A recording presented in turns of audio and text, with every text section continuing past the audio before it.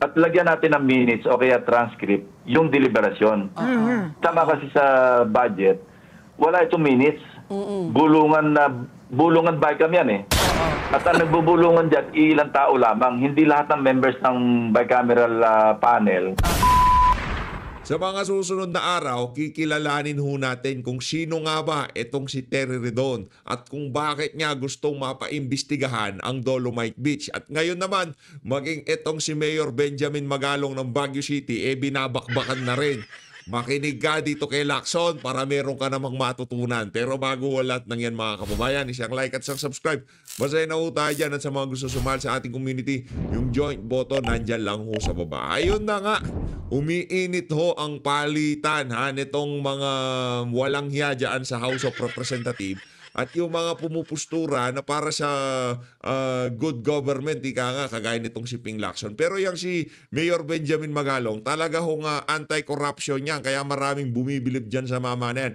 Noon pa man, hanggang ngayon, at kitang-kita sa Baguio City, na meron ho talagang pagbabago. Ito ang banat nitong si Terry Redon, dito kay Baguio City Mayor Benjamin Magalong. Pakinggan nyo ito mga kababayan. House Committee on Public Accounts Chairperson and Bicol Saro Party List Rep. Terry Redon urged Baguio City Mayor Benjamin Magalong to show proof that lawmakers receive kickbacks from flood control project. Anak ng tokwa! Hindi yung ganun gumagana yun. Ganito lang kasimple yan, Terry Redon. Kung walang kickbacks at talagang nagawa yung mga flood control na yan, ba't may baha? Hindi natin kailangan tanongin yung si Mayor Benjamin Magalong. Walang kwenta yan. Di ba? I mean, walang kwenta yan tanong na paglalabasin mo. Hindi pa ba sapat na ebidensya na nasanda mo ka lang baha nung mga nagdaang bagyo? Ito talagang terror na to. No, tanong lang ko mga kababayan, ito para namang hindi pa ho sapat na ebidensya. Kasi nanghihingi ng ebidensya na proof daw na mayroong kickback itong mga congressman na to dyan sa mga flood control projects. Ito ang tanong, kung talagang naisa katuparan yung pondo na nailagay dyan sa mga flood control na yan, talagang nailagay doon sa tama nilang kalagyan, bakit may baha? At kilala ho yung mga congressman dyan bilang nangungutong, mga magnanakaw. Hindi ko sinasabing si Terry Redon. Diba? Karamihan ng mga crocodile dyan. Mga walang hiya. Diba? Habang sinasabihan sila na mahiya naman kayo, nagpapalakpakan pa. Yan ang problema. Yan ang problema. Ika nga nung kanta ni Glock, walang doktor na makakapagpalinaw ng mata nyo. Diba? Kita, sambayan ng Pilipino, kita na. Nanghihingi pa kayo ng ebidensya na merong nangyayaring korupsyon. Ngayon, kung naubos ang pondo at walang nagawang flood control at yung mga congressman alam nila na merong inallocate na pera, sa tingin nyo ba hindi magwawala yung mga yan? Sa tingin nyo ba hindi magwawala yung mga yan? Gayong alam nila, yung distrito nila, merong pondo para sa flood control, ngayon biglang lumubog yung distrito nila. At alam nila, binigay nila ito ng buo sa mga kontraktor, sa DPWH, sa mga ahensya na nagpapa-implementa sa mga proyekto na yan. Sa tingin nyo ba yung si Joel Chua hindi magwawala? Sa tingin nyo ba si Martin Romualdez hindi magwawala? Ang sasabihin ng mga yan, anak ng tokwa, naglabas tayo ng pera, bakit lubog ang mga constituent ko? Ang tanong, bakit hindi sila nagwawala? Brad, logic lang. Di natin kailangan maging magaling na matalino dito, ika nga. Ngayon, kung sakaling sinasabi mo, hindi daw walang kickback na nakukuha, bakit hindi sila nagwawala? Ito mga kababayan, prove 40% infra kickback claims versus law. Yan ang problema natin dito, Terry Redon. Kahit paano pa kayo maglinis-linisan, magbanal-banalan, basta bukas na libro kayo sa sambayan ng Pilipino. Alam ng mga kababayan natin kung ano ang karakas nyo. Kung mga ganyang klaseng litanya na lang, anak ng dawa, hindi pa ba proof? Hindi pa ba proof yung sandamukal na baha? Halos buong NCR lumubog na. Hindi pa sapat na basihan yun na walang nangyaring korupsyon. Ngayon, Kung totoong walang natanggap na kickbacks yung mga yan, mga congressman, tanong, bakit hindi sila nagwawala? Gayong alam nila yung distrito nila, merong nakalaan na flood control projects, fund, para malabanan yung baha na yan. Kung ako congressman, alam ko naglagay ng 1 bilyon sa distrito ko para labanan ang baha. Ang pinakauna kong gagawin pagkahupa ng baha, pagkaunang pasok ko sa House of Representatives, magpapatawag ako ng hearing. Ipapatawag ko yung DPWH doon sa distrito ko. Tatanungin ko sila isa-isa. I-audit ko sila. Mga buwisit kayo. 1 billion ang pondo ng flood control sa distrito ko. Anong nangyari? Bakit lumubog? Meron bang gumagawa ng congressman na ganun? Wala ni isa. Wala ni isa. Ngayon hihingan nyo kami ng ebidensya. Hihingan nyo itong si Attorney Benjamin Magalong ng ebidensya na walang kumikikbak sa mga congressman. Bakit tahimik sila ang tanong? Ito, yung si Terry doon, I pakinggan think nyo. we have to wait for the motion for reconsideration of the House, no? I think na Regarding naman ho ito sa impeachment ni VP Sara. Isa rin to sa mga sintu-sinto. Unanimous ang decision, mag-MMA, wala problema, karapatan yan, mag-MR kayo, pero para kayong mga siraulo. Mantakin nyo, unanimous ang decision, mag-MR kayo. Ano tawag sa inyo nun? At base sa kasaysayan daw, dyan sa Korte Suprema, di tayo abogado, pero pinapakinggan natin yung mga abogado. Pagka unanimous ang decision, kadalasan o di naman ho kaya, lahat hindi ho nila binabago ang kanilang desisyon.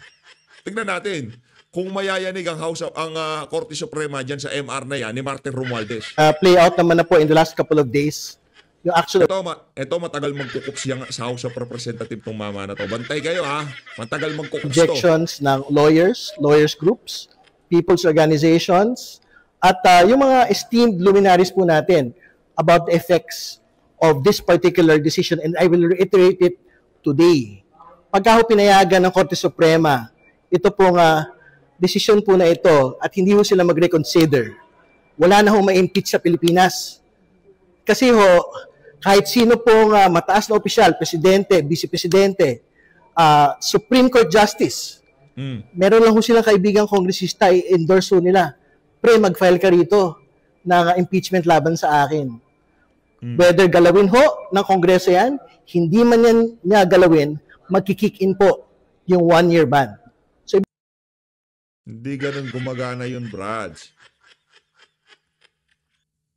Hindi naman ganun-ganun lamang ang pagsasampa ng impeachment. Dapat, kung nasa tamang katinuan ka, hindi naman, kayo naman inaano nyo naman linuloko nyo ng mga kababayan natin Yung tipong, pre, magsampa ka ng impeachment.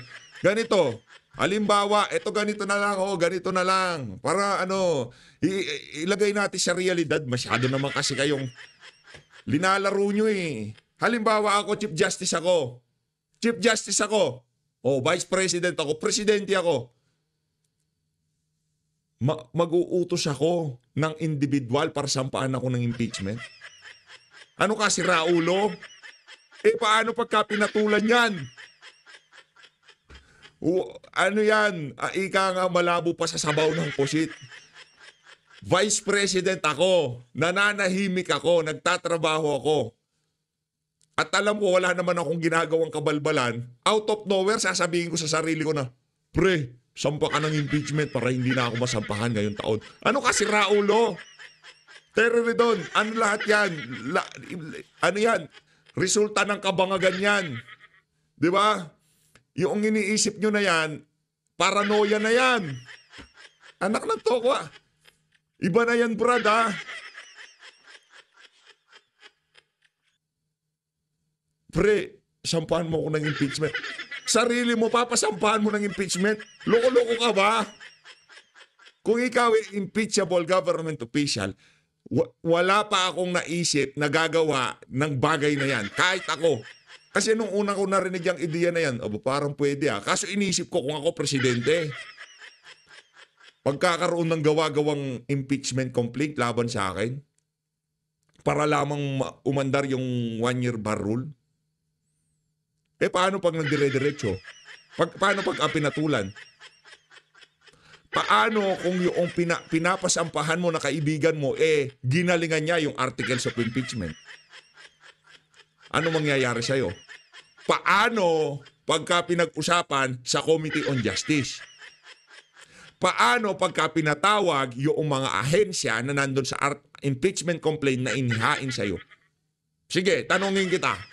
Gugustuhin ba ng isang impeachable official na mangyari sa kanya? Brad, doon lang tayo sa makatotohanan. Pero siguro kung mga ordinaryong Pilipino, yung mga kababayan natin na medyo gullible, yung mga Italianista at ensaymada, maniniwala sa inyo. Tanong ko, ito mga kababayan, kayo tanongin ko, Presidente, Vice President, Chief Justice kayo. Magsasampahan nyo ba, magpa-file ba kayo ng impeachment complaint sa sarili nyo? Ano kasi Raulo? Paano yung pagka nagdire-diretso? Na-impeach ka nang wala sa office? Ibig sabihin, every year ho, basta meron siyang kaibigang kongresista, i-endorse na yun, galawin o hindi, ng ating pong kongreso, magkikick in po yung 1 year. O ngayon, baliktarin naman natin mga kababayan. Halimbawa naman, ang impeachable government official, kaibigan ng speaker. Ganito na lang. Sinasabi nito, okay, ito yung kabilang senaryo naman. Kaibigan ni speaker yung ini-impeach. Siyempre, itutuloy yan para hindi mapulaan itong si speaker. Anong gagawin nila? Pagdating sa committee level, pagdating sa Committee on Justice, dyan nila titigiin. Walang sustansya yung complaint. Walang forma. Di ba? Ang impeachment nakabase kung sino nakaupo na Speaker of the House. Terry Redon, wag mo kaming lokohin. Wag, hindi ubren sa amin. Nakabase lahat ng impeachment complaint kung sino ang Speaker of the House. Kung papahintulutan niya ba yan. Kung gusto niyang patayin ng impeachment complaint, committee level, walang sustansya. Ano to? Basura to. Diba? Tuloy. Nearby. So, ibig sabihin, it's an unfortunate situation which we hope that the Supreme Court will reconsider on in the next. Yan. Galingan nyo na lang, Brad. Better luck next time. Meron pa naman sa susunod. Kayo naman, masyado kayong mga dito tayo kay Senator Ping Lacson. Interview niya ito na kung saan ipapamukha natin dito kay Terry Radon kung gaano na namang katindi ang gusto nilang gawing paglilinis sa kanilang mga sarili. Tinatanong nyo itong si Magalong, maglabas ng ebidensya doon sa 40% kickback. Papayag ba si Kong na mas malaki yung engineer sa kanya? Tanong! Papayag ba si Kong na mas malaki yung supplier sa kanya? Ayun naman, alangan naman ganon-ganon na lang ang lagay.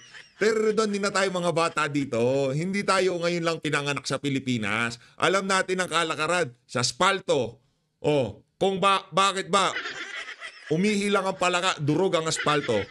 Kasi yung kalidad mahina. Bakit sinasadyang mahina?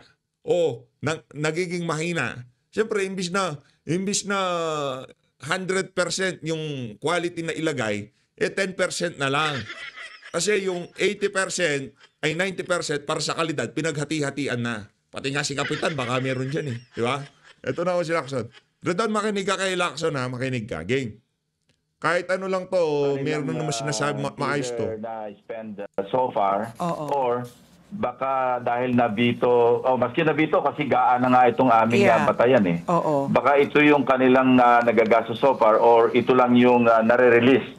Kasi remember, maraming FLR for later release or ang tawag nila ngayon is FISARO for issuance of SARO. So baka yun nire-refer niya, kaya magkaiba yung figures namin, yun yung pinayagan lamang ng DBM o ng Pangulo na ma-release. Pero talagang susundan natin yung mga figures sa GAA, yan ang mga amounts na naka-indicate doon. So, yung ano, ang laging nababanggit po kasi korupsyon, ano, na ito pong flood control projects na to, talagang ito po ang gatasan. Especially kanina nga, binabanggit namin ni Pat P, 2025 being an election year, no? Na talagang maintindihan po natin na marahil yan po ang dahilan kung bakit po nagsingit po ang Bicameral Conference Committee ng mga flood control projects mostly, no? Na pondo dito sa Bicameral Conference Committee po natin ng mga meeting? Ang sa policy aspect, ano, sa aspeto ng polisiya, siguro dapat magkaroon ng review yung planning, preparation at saka implementation. Kasi hindi integrated eh. Minsan kasi nga dahil sa dami ng insertions, napapabayaan na o hindi na napapansin kung ano ba yung holistic approach sa pagtugon sa pagbaha. Tuwing uulan, laging baha yung ating nararanasan. Ano? Kasi minsan, sa isang lugar, halimbawa, nag-dredging, pero ang karatig bayan naman, wala naman pondo. So, pagbaha sa karatig bayan, hindi naman pwede hindi maaapawan yung katabi kasi magkaruktong lang naman. So, dapat siguro i-integrate na yung flood control management o yung flood control program ng ating pamahalaan. At least, on a regional level, kung Metro Manila, di gawin nating naka-integrate. By the way, yung budget na binabanggit natin, hindi pa kasama yung budget ng MMDA kasi hindi ito excluded pa yung budget, bukod pa yung budget ng MMDA sa flood control program nila kesa sa DPWH. Billion din yun. So, Senator Ping, no, sabi nyo nga, I agree, no, dapat siguro may master flood control plan, master plan para sa drainage system, sewerage system, para talaga po, cohesive. Hindi po yung isa lang gumagana, yung katabi hindi gumagana. Pero mas na-bother po ako yung sa bago nyo pong expose na baka 1 trillion po ang nawala dahil po dito sa mga flood control projects simula pa noong 2011. Kasi parang base po sa inyong computation, 2 trillion pesos na po ang dapat natin pong nagastos, no, mula 2011 hanggang 2025. So that is 14 years after. And yet, we see pa rin the baha rising and rising, pataas ng pataas po. Paano yung accountability? Kasi parang ngayon, no, ang kaya lang gawin ng presidente, sabi nga niya, dapat mas transparent, ila-livestream, tapos kailangan dumaan sa kanya siyang masusi. Pero yung mga nanagot dati dito, kaya umabot po tayo sa ganitong hantungan. Paano po yung accountability? Meron ho ba talaga tayong may mga ulo ba na heads will roll? May mga kukulong ba? Dahil po sa pinsalan na dinala nila ng kanilang korupsyon, ng kanilang mga sobrang mga swapang na mga kamay? Wala nang liliwanag pa doon sa... Ramdam ko yung galit ni Madam eh. Ramdam ko yung galit ni Madam doon sa mga magnanakaw dyan sa House of Representatives.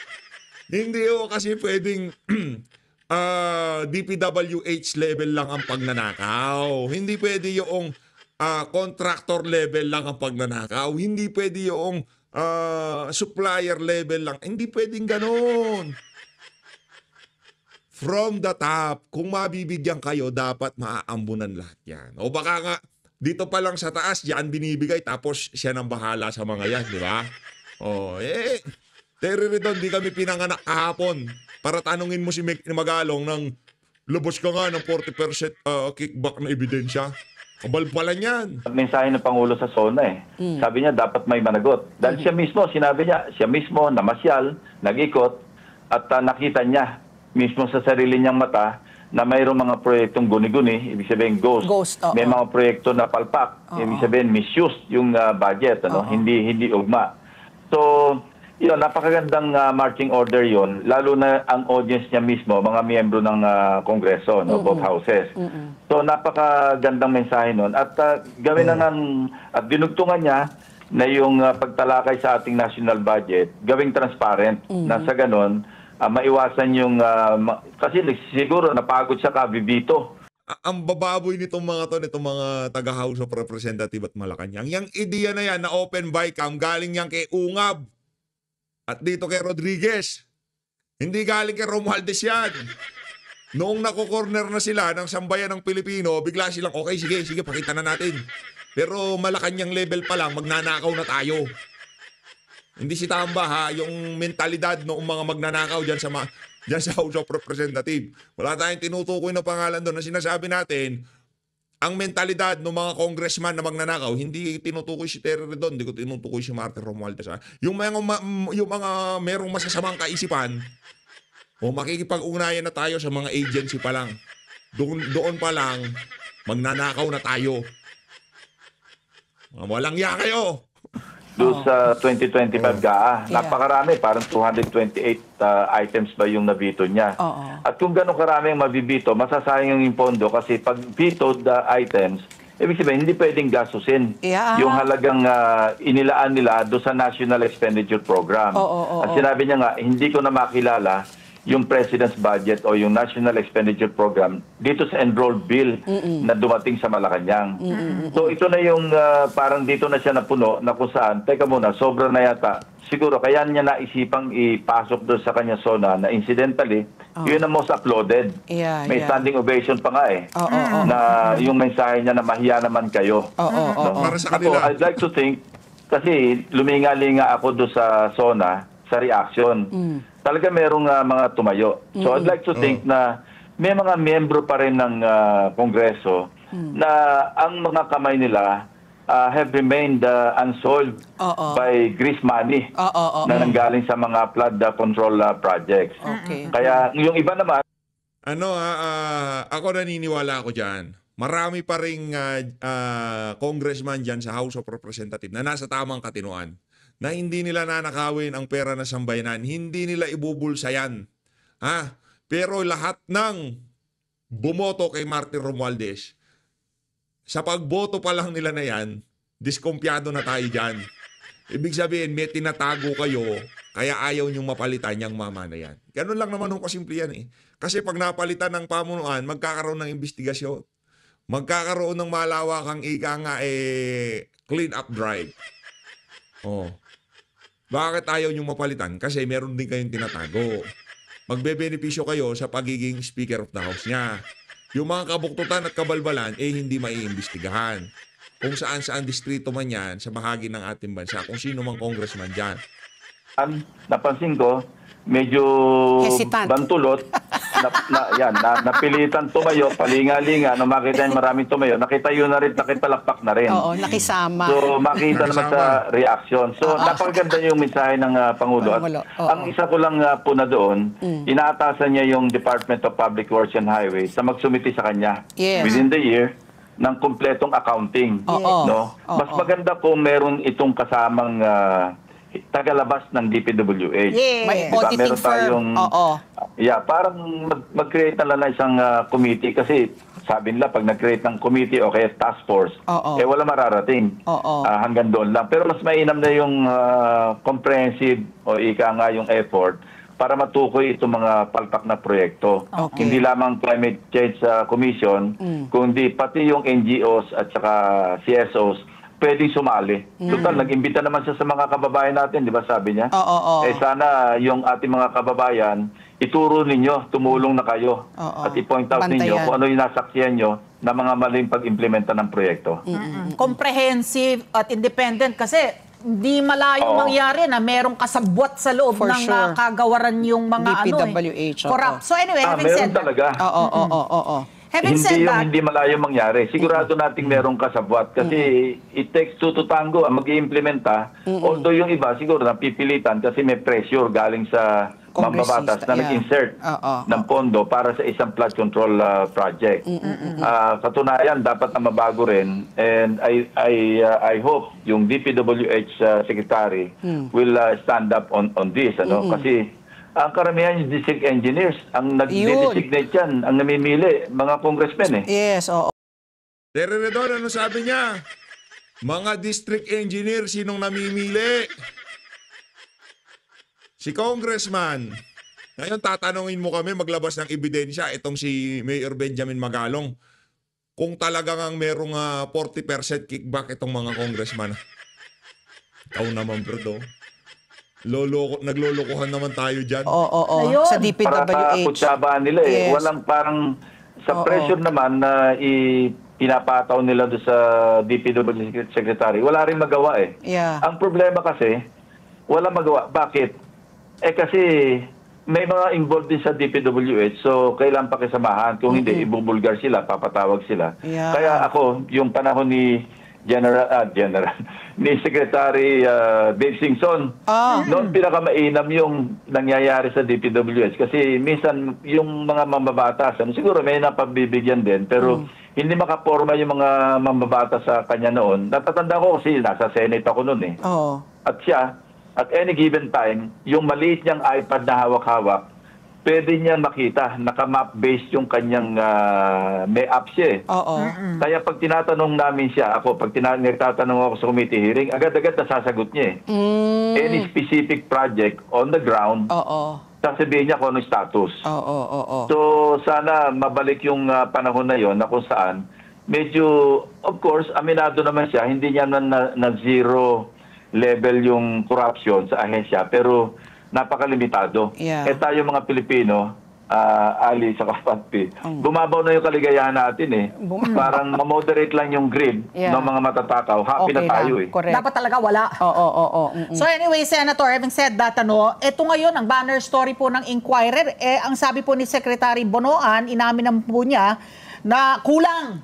Kung hindi wala, kulang talaga yung monitoring nila. No? Wala daw paraan para mabantayan po nila itong mga pinatutupad na mga infrastruktura, particular po itong flood control projects po na ito. So paano po yun? Hiningan siya ng listahan, pinapa-audit sa kanya kung ano yung bigo, ano yung hindi natapos, ano yung ghost. When there's actually, kung hindi lacking, totally walang way to monitor po itong mga flood control projects na ito. Langya talaga itong si Bunoan. Kami mismo, nahihirapan eh. Kasi bago pa mag-SONA, pagka-proklama pa lang sa akin noon, sigurado ako'y senador na uling babalik. Nagsimula na kaming mag-review eh. Ang sabi ko sa mga staff ko, balikan natin hindi lamang 2025, bumalik tayo hanggang 2023. Actually, yung flood control projects na ginasutan niya, nagugulan niya ng 1.907 trillion, almost 2 trillion. Sabi ko, balikan nga natin yung hanggang 2011 kung magkano na talaga. Kasi napansin ko, at that time talaga nagkakabahaan dahil sa mga bagyo na nag-uusap-usap kami ni staff. Sabi ko, tingnan nga natin yung historical data. Bakit yung rise ng flood waters parang directly directly proportional doon sa increase ng budget. Tapos sabi ko, 'di ba, absurdity 'yon.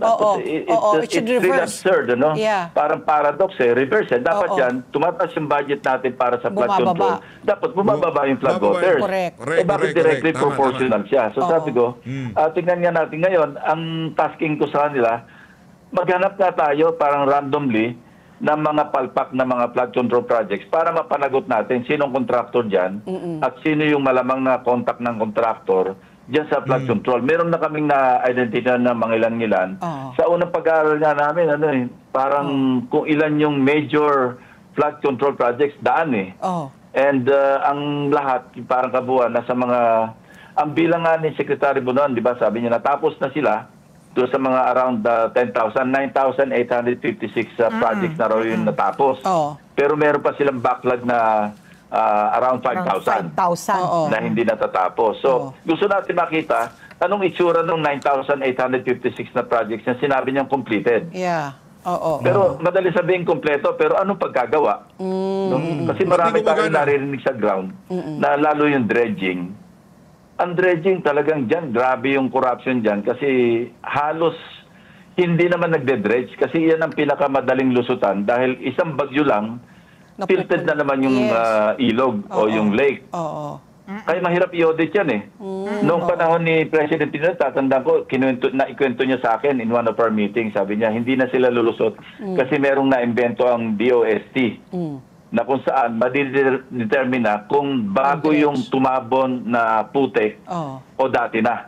Kaya kung yung proyekto ng dredging na halimbawa sinabi niya na dredge niya at pag na-detect daw ng DOST na dati ng putik yung nandoon, hindi bago after ng bagyo, papapanagutin. Pero hindi ko na nasundan kung talagang merong ganong invention o ganong klaseng research na ginawa ang DOST at that time. Senator Ping, kayo nga, no, kayo po talaga yung watchguard, talaga binabantayan niyo yung budget. The Sentinel. The Sentinel. Ang tanong ko po, Ako, tanong ko kung siya talaga ang watchdog o tagabantay ng budget. Bakit noong merong nagpipetisyon sa Korte Suprema, bakit tahimik siya, di ba? Ganun lang naman yun eh. Kaya nga, sorry. Nakalimutan ko. Nakapasok pala siya sa lineup ng alyansa. Okay. Gets ko na. Pagka panalo niya, tumahol na siya ng tumahol. Okay.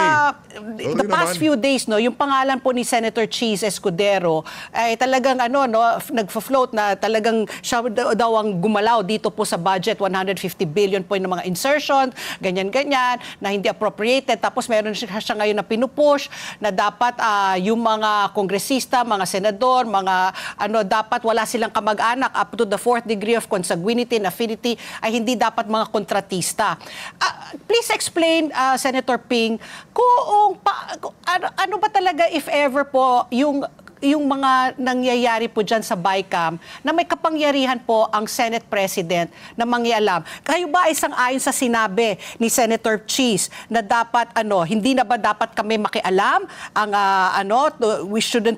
are we not allowed to introduce amendments to the budget based on consultations and input? Rubber stamp na lang ba kami? Wala ba kaming dyan, pakialam na dyan? Ano po ang inyong saloobin? Ang mensahe naman ng Pangulo, hindi naman sinabing in toto, i-approve niyo yung National Expenditure Program. Ang sinabi niya lang, pagka hindi naka-align do sa aming pinadalang budget sa inyo, actually, parang sa Monday yata, itatransmit na yung National Expenditure Program sa House. Kasi yung nasa Constitution, ipapadala ng Pangulo within 30 days after SONA sa House. Pero usually, binibigyan na rin kami ng kopya kasi kung hihintayin pa namin matapos yung House, bago kami magtalakay sa komite, medyo kulang yung oras. So, sinasimultaneous na namin yung committee hearing sa House. Ang basihan lang muna namin yung net. Saka na lang namin tinatalakay. Pag pinadala sa amin ng House yung kanilang version. Now, yung sinasabi ni Senate President Cheese, tama yon kasi ang power of the purse talaga nasa Kongreso. At hindi naman maiwasan na mayroong mga in the exercise of our oversight at saka yung mandato namin na kami yung, kasi 4 na phases, di ba? Preparation phase. Ito yung budget call, yung mga local development councils, tapos authorization phase, ito na yung legislation. Kasi Congress talaga yung merong exclusive authority, legislate. Kami nagpapasa ng batas eh. Tapos yung third phase, ito yung balik sa executive branch, implementation. Okay. Dahil ipapasa na yung budget, i-implement na nila. At yung pang-apat, pinaka-importante, accountability. Okay. Dito na ipapasok yung COA, dito papasok yung oversight namin. Titingnan namin kung naipatupad ng maayos yung programa. Ang problema nga, yung General Professions Act. Ang problema nga, katakot-takot ang insertion, wala man lang itong pakipag-ugnayan o pagkukonsulta sa mga ahensya na mag-implement. Di ba yan sinabi ni Secretary Bonoan? Yes. Yeah. Kasi paano namin implement, hindi namin alam. Correct. So, tuwing magdidebate kami sa floor at naandyan yung mga ahensya, particularly yung DPWH, actually noong after na ng election, kamiting namin si Senator Mark Villar, dating DPWH Secretary. Akala ko masama ang loob niya sa akin kasi laging pagka nag-plenary debates kami, talagang nakaukol yung aking pansin doon sa DPWH. Ang dami kong pinupuna. Sabi niya, alam mo, Senator Ping, nagpapasalamat pa nga kami mga department secretaries na pag kinu-question nyo yung mga insertions. Kasi helpless kami. Pag in-insert ng congressman, in-insert ng Congress, halos wala rin kami magawa kasi batas yun eh. Batas ang problema namin, hindi namin ma-implement kasi wala naman kaming kinalaman sa pagpaplano, sa pag-prepare ng mga programs of work. Grabe naman, parang yan parang akap. Diba, gulat na lang bigla yung DSWD. Anong akap? Anong tong akap na to? Ano yung pan-implementation nito? Kanino programa to? Kita mo pala, anak ng toko. Ganon. Yan, ganyan na ganyan. Kung paano isinasalarawan nitong si Ping Lacson, yung kalakaran dyan sa pagka merong budget deliberation sa Senado. Nako, yung tanong-tanong, nako, yung mga insertion ng mga taga-House kasi di ba muna sila sa House, di ba? Doon sila ipapatawag, committee level sila doon sa approacher. Tapos akit naman sa Senado. So, ganun noon mga kababayan. O ngayon, pagka tinatanong daw sila sa insertion, mas natural. At least doon nakakapagpaliwanag sila, hindi mo namin alam yan. Gulatan eh. So, Ali, Patpi, minsan, kasi nawala na, unconstitutional na yung pork barrel, okay? Wala na yung post-enactment na implementation. Na kung saan, nakalutang yung 200 million, pagkapasado yung GAA, saka pala mag-identify yung senador at saka congressman na mga proyekto. Yun ang sinabi ng Korte Suprema na unconstitutional. Yes, so pinaikutan naman ngayon ng mga mambabatas na hindi, na pre-enactment kami nagdi-deliberate. Ang problema, National Expenditure Program pa lamang, nagpapasok na sila doon Pero hindi rin alam ng ahensya kung ano yon, pinapakiusap nila. Ang masama, either contractor-driven or supplier-driven, yung pinapasok nila mga items do sa budget, mga proyekto. Maging itong si Senping, ramdam na niya na sa NEP pa lang, ipapasok na nila yung pagnanakaw ng mga congressman na yan. Sinasabi ko sa inyo, wala namang mangyayari sa BICAM. I-open nila yan, pero tapos nang nakawan dyan. Muro-muro na lang. Yun ang masama kasi hindi ito naka-align do sa policy direction sa development program ng national government. Kasi nga, individualistic masyado yung kung ano yung gusto ni congressman base do sa kanyang kaibigan o kanyang kamag-anak o siya mismo yung contractor. Yun ang pinapasok niya doon. Pagdating sa Congress, dadagdagan niya pa yun kasi nga power of the purse So, kaya tayo ang laki ng misuse natin sa appropriations kasi nga hilo yung implementing agencies, yung departamento kasi hindi sila kasama sa pagpa-planning. I remember ang statement niya ni President Marcos noong bago niya pirmahan at ibito. Sabi niya, hindi ko na makilala yung National Expenditure Program na iba na ang hilatsa. So, tinanong niya yung mga cabinet secretaries, hindi po namin alam yan, siningit nila yan. Kaya ang dami nilang niyang nabito. Mangled beyond recognition yung ating 2025 GAA. Alam mo, naging blessing in disguise na ganong katalamak ang kasalanan ng 2025 GAA. Kaya nga naisama ni Presidente Marcos sa kanyang SONA, yung mensahe na mahiya naman kayo. At ibabalik ko sa inyo yung budget measure na i-enroll ninyo papunta. Ganon ka-weak leader yang si Marcos Jr. Kailangan niya pang punahin sa SONA yung mga walang yan. Hindi niya kayang kumpasan na yung tipong sabihan na wag naman ganyan. Hindi niya kaya yun.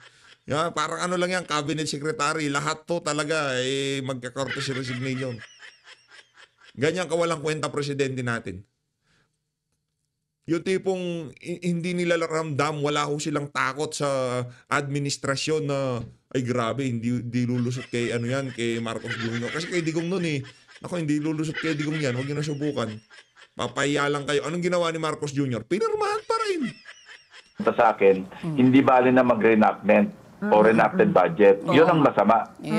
Kung wala kaming time, kasi ang kahilingan ko lang dito, sana magkaroon kami ng ample time na i-review. Pag binito niya, kasi pwedeng ibito ng presidente yung budget measure. Dalawa lang yan tax measure at saka yung revenue measure, saka yung expenditure natin program. Yan lang pwede mag-line item veto ang presidente.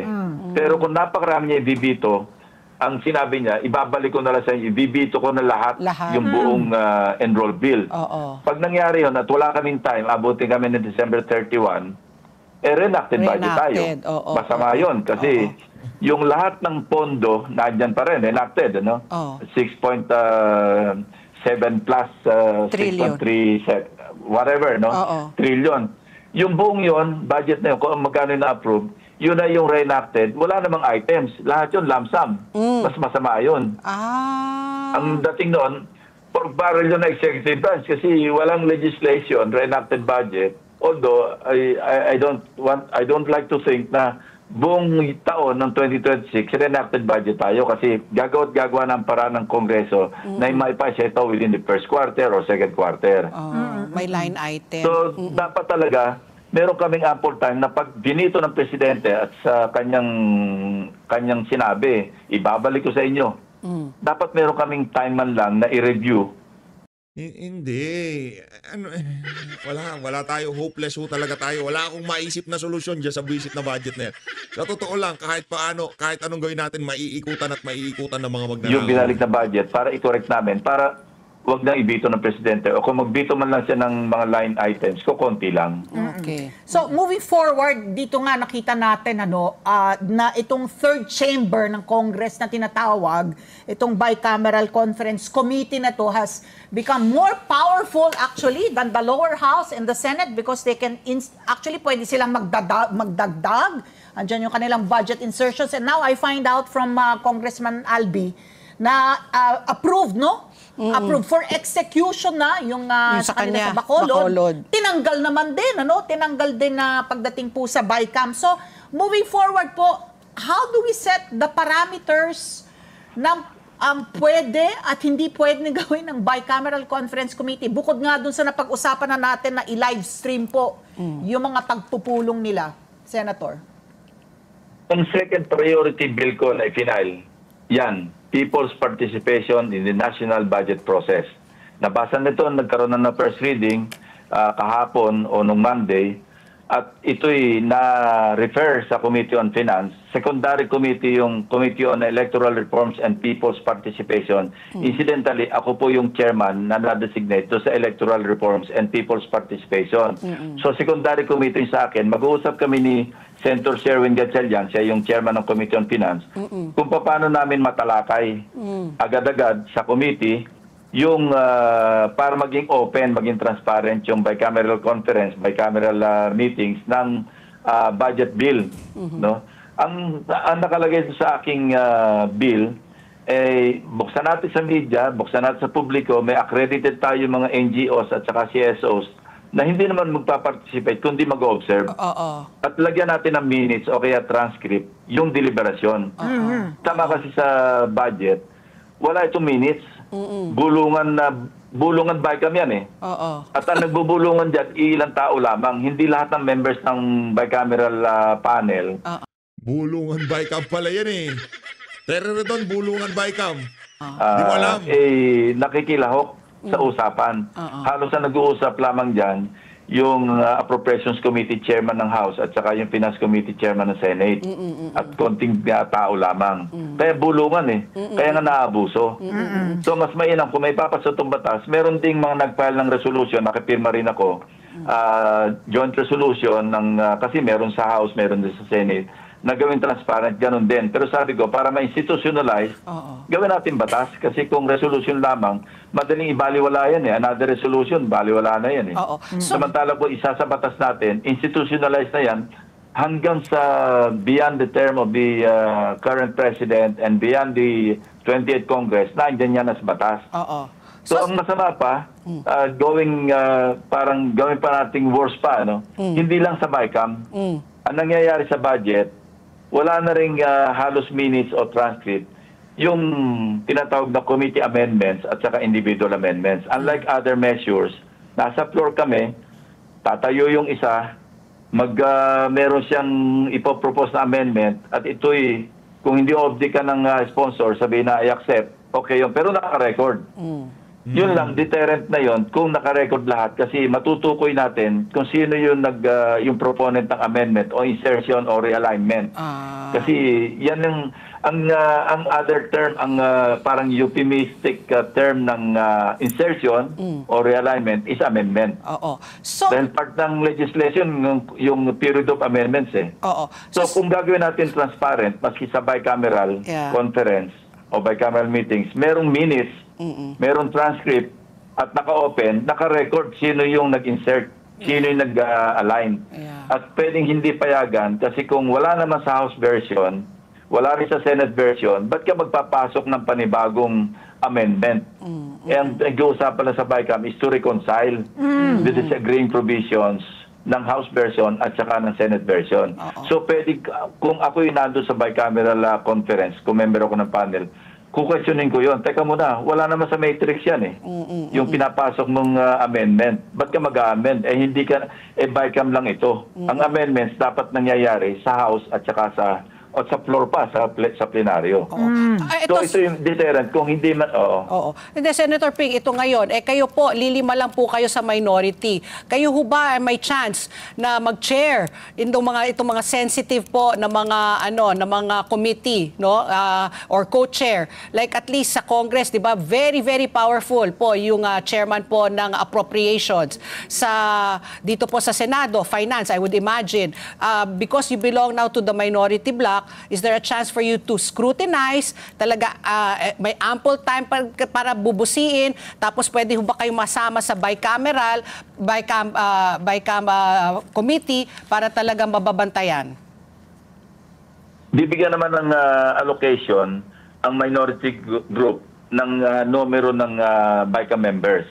In this case, kung 5 kami, 1 o 2, ma-designate as members. Sinabihan ako ni Tito Sen kasi siya yung minority leader namin sa isang yung minority caucus namin na ako yung ipapadala niya doon sa bicameral conference bilang ako yung representative ng minority. Magkakapi ho siya doon. Ayun na nga mga kababayan, dito na natatapusin ang ating reaction video. Maraming salamat sa pag-support sa page update. Mag-ingat po kayo lahat. Mahalin natin ng Pilipinas.